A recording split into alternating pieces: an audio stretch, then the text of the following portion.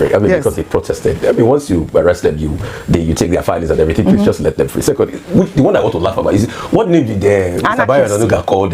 Sure.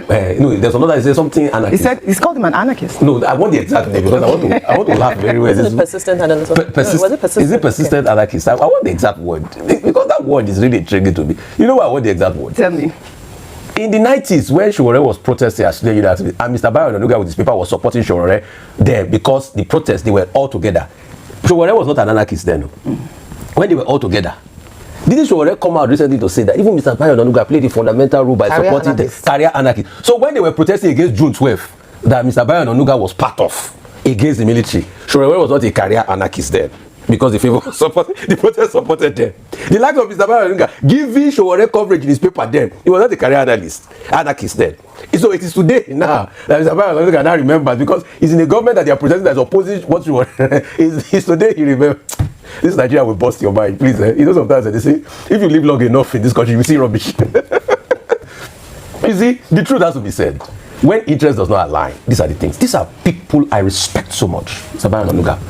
You know why I respect this man? He had so much fundamentals then. He was told to come and apologize for something about his story or something. He said never.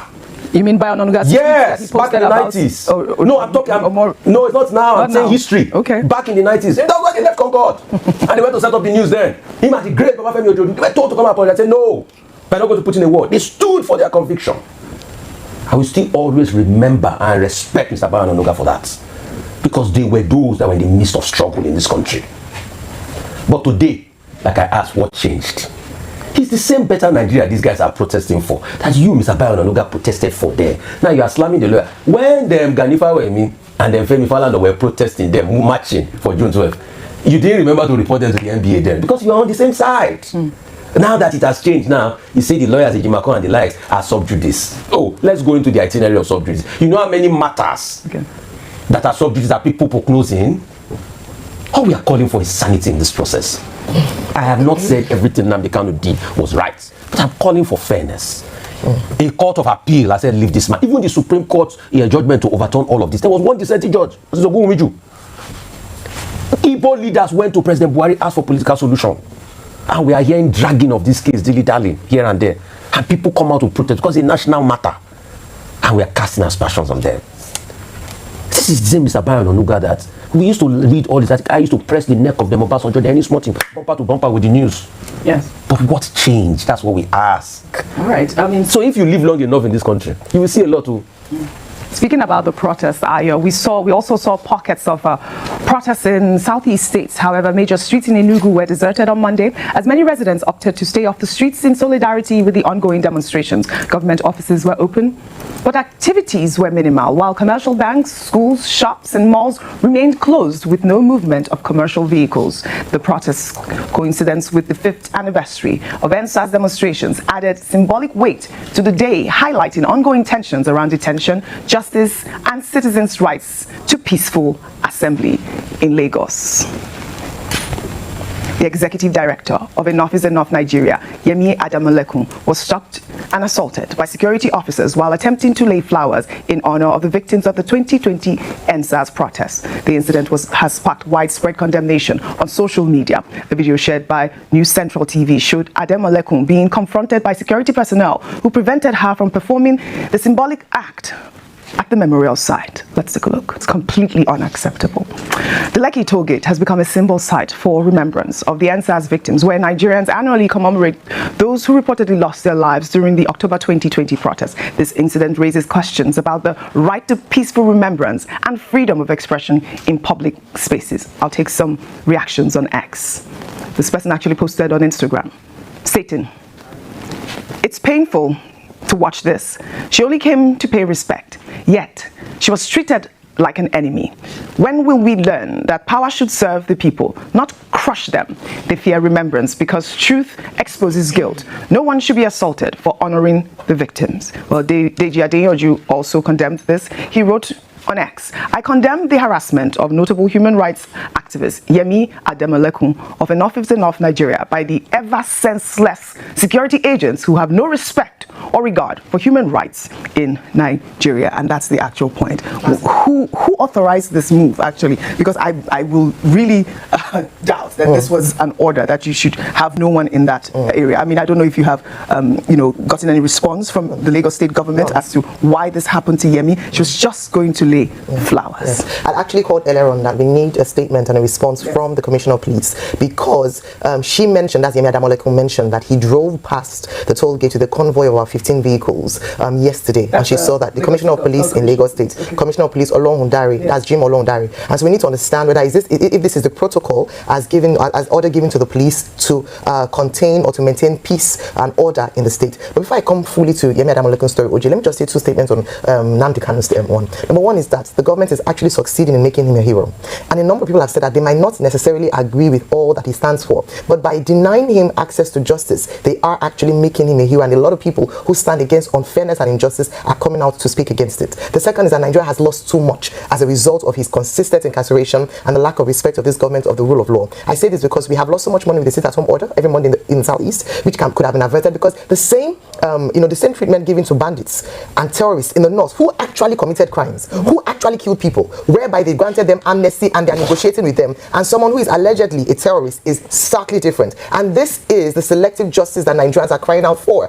What I want to just say as a sound of warning is that let us not let this thing get out of hand. We've seen the day of protest. It means that the people are not backing down. There's only as much as you can push people back against the wall, but let the government do right and obey court orders with regards to Nnamdi Kanu. This cry has gone on for too long. Now let's move on to what happened yesterday at the toll gate. I said earlier, when we're speaking privately, about the fact that I believe that the police is actually misunderstanding their role in society in terms of protecting lives and property, because it feels as if their brief is to protect the lives and property of a few, or the government, as it were. So it's now the police and the government against the people, whereas the duties as set out in the Constitution means protection of lives and property of Nigerians. But what we see is that there's this antagonism against the people of Nigeria, especially when there's peaceful protests. What could one woman have done that about 3 or 4 man-o-war operatives came to, two of them accosted her? Then she said that whilst they were doing this, 4 armed policemen approached her, and then 2 of them were asked to escort her and the lady that was taking the picture off the ground. We can see the video there. And the highlight of this is that what one of them said to her, a female policewoman who was there, according to what she said,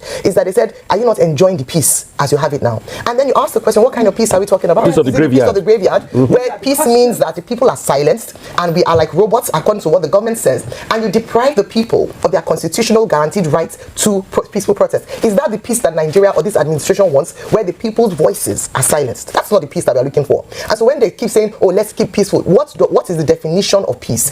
She had a right to go there to lay with. She was not even protesting peacefully, because she said a number of people that were called to come out to protest were afraid. This is what we have done to the Nigerian youths. We have caused them to be afraid, to stay back, and gradually silencing their voices. Is this the legacy of this administration? This Democrat that has been praised for his play and his role in the democracy that we enjoy today, now depriving young people today of the same rights that he enjoyed. And I'm talking about the Tinubu administration now. So I just want to say that, number one, the police has to rethink its strategy in how it manages its affairs with civilians, civilians as well, how it manages its affairs, and the right to peaceful protest. Then this thing around, once you see people gather, they are jittery. Why? Yeah. As long as they are not violent, no need to use tear gas, no need to fire bullets, even though the police spokesman came out to say that, "Oh, they didn't fire," but we heard the gunshots. Yeah. And so what we're asking for is that let the police do right. So we've asked for police reform, let there be an actual reform, and let the people feel protected by the police, and not as if the police is taking sides with the government against the Nigerian people. Well said, Ayo. Well said. Rufai, my guy, I'll say the Rufai. That's true. You say when somebody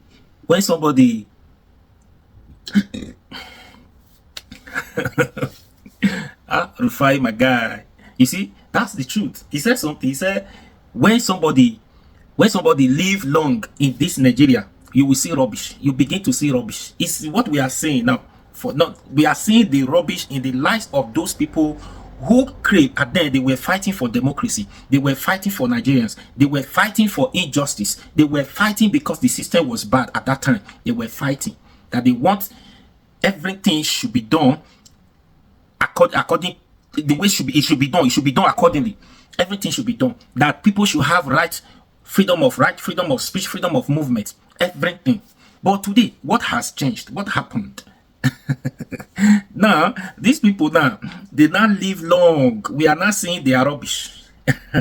They live long now for us to see their rubbish. At that time when they said they do this, they fought for democracy, they did that. Maybe some of us were not born then. But today, that's why my problem, my worry, what has changed? Table has changed. Because every time you see people speak, talking about democracy, talking about rule of laws, you hear people saying, giving references to some of them, how they fought for democracy, how they stood tall, all those things. What has changed now? The system is not good. We are not getting it right. It's not even getting better. As at then, it's still even better than today. The country you guys fought for, stood tall for. Yet, you now have the power. Now, you guys are in power. Tinubu and his boys. This one, Nanuga. Yeah. So, you guys now have this power, the platter of gold, in your palm like this. What is stopping you not to change the system for good for others? What is stopping? If you have done something good, would people come protesting? If the system is working, would people come protesting? Even when the system is good, there's no way the system. I don't see any good that this country of today now, this Nigeria, I don't see anything that is good that Tinubu, anybody is going to do as it is now that people will not protest. After all, people are still protesting in America. See, I think 2 days ago, see America. See everywhere filled up with protesters. Almost 7 million Americans. They were on the road, on the street protesting. They were not being restricted from do not go here, do not protest here, do not protest. You see them protesting. Police were there, all the security were there. Not everybody. Make sure the protesters are safe. It's very, very, very important. That is their primary responsibility. That's the primary responsibility of the security agencies. The only way you see security shooting at the protesters or you see them tear gassing is when you see protesters as becoming violence and they want to harm the police, the security. Nobody will fold hands and watch you harm them. They say stop your enemy before your enemy stops you. Do you understand? That's the only way. But in Nigeria, it is not so. What has changed? Because Tinubu is guilty of all of this. He's the one in charge, he's the one controlling, he's the one giving orders to these people. Ordinarily, if Tinubu is not the kind of person, if Tinubu is not this kind of person, all these things going to be going on. And if all the security agencies does something like this, he will fire them. All of them should be sanctioned. But because he's the one in charge, he doesn't believe in rule of law, he doesn't believe in democracy that he fought for again, he doesn't believe in Nigeria, he doesn't believe that this country can get better again. But when anybody does something, they want to protest against his government, he becomes a problem. Like this, you cannot even change anything with the system. Even if people keep you quiet now, not protesting, whatever, Tinubu can still not get it right. Bayo or Nanuga, the same thing. All these people, they cannot change anything. It is Tinubu that can do anything. What Tinubu asks them to do is what they are doing. All these people do not have what it takes to reduce the price of food and services in the market. These people do not have what it takes to control the security. A governor of a state does not even have full control over the police in a state, except the one he set up by himself. Other than that, everybody are working under Tinubu, taking instruction from Tinubu. And it's because of that, these people, it gives these people this power to abuse, to harass, to intimidate protesters. People who this government has dealt with. You want people to die in silence? You want people to pretend as if all is well, meanwhile it's not well? No. Something is wrong somewhere. I'll continue to say something is wrong. Something is wrong. And that thing that is wrong, Tinubu cannot fix it. It's just that now, as it is now, we don't have any choice. But the only choice we have, people are not ready. We don't have choice now. The only choice we have is still this protest. People still need to rise. That's why in this country now, the reason why you see Tinubu and his APC members, they feel like they are on top of the game. They are controlling everybody, controlling everything. They send their thoughts after anybody or any oppositions or whatever anybody is doing. They send their talks after them to do whatever. Why? Because we Nigerians, we still are not ready. We are not ready yet. If we are ready, once we are ready, we'll defeat them. But now, we are not ready, we cannot defeat the government. Why are we not ready? Because we are so divided. If we want to change this system, the problem is the ethnicity. We have 3 major ethnic groups now. Let's Yoruba, Igbo, Hausa. These 3 major ethnic groups, languages we have is the problem of Nigeria because 3 of them are not united.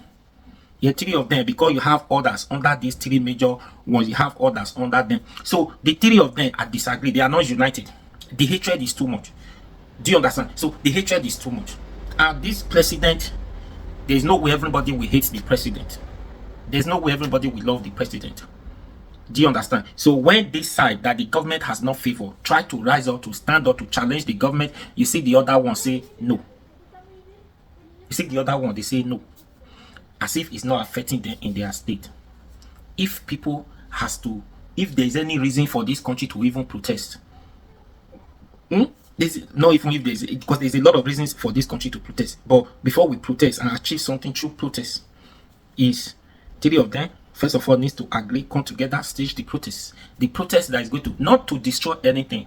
They don't have to destroy anything, just peaceful protest. If I have the security agents, how many tear gas would they tear gas? If Nigeria truly want to protest, protest that it does not have to tag a one ethnic tribe. Is Igbo protest, is Yoruba protest, is Hausa protest. No, it's Nigerian protest. This protest is Nigeria for good governance. Once they come together, demand, forget this security. How many, the whole of Nigeria, how many security do they have? How many security? They are less than 500,000 security, police, right? They are less than 500,000 police. If we truly want to protest, 2 million people can come out for a protest. So if they can, it's not possible to deploy all the 500,000, less than 500,000 police, to deploy them to Abuja, to anywhere the protest will be going on. No, they can't do anything. All of them join together, they are still not up to 1 million. Do you understand? So if they want to use tear gas, also, didn't you know where they sell tear gas? I think people, you have brothers, sisters who can even buy the tear gas. They'll give you. They know where they are selling tear gas. If police tear gas, you tear gas them. Do you understand? Anyways, because oh god, no, I don't understand.